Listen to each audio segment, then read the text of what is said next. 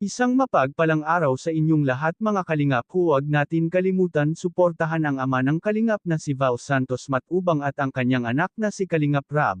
Pakiusap patapusin ang video para malaman ang nilalaman nito at kung bago ka pa lang sa aking munting channel paki-subscribe para lagi kang updated sa video ng mga kalingap.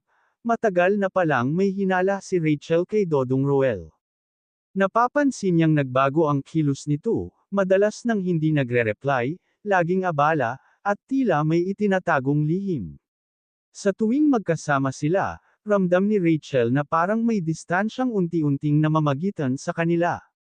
Isang araw, nakarating sa kanya ang balita na may bago ng kasintahan si Dodong Roel.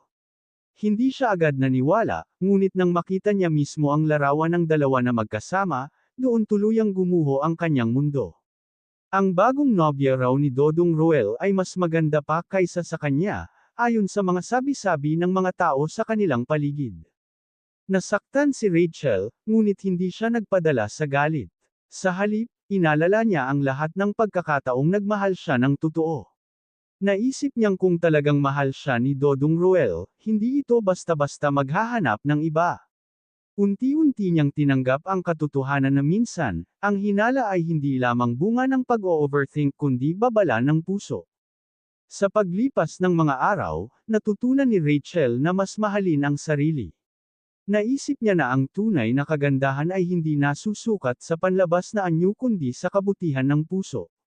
Bagamat masakit ang nangyari, naging aral ito sa kanya upang maging mas matatag at mas maingat sa susunod na pag-ibig na kanyang papasukin.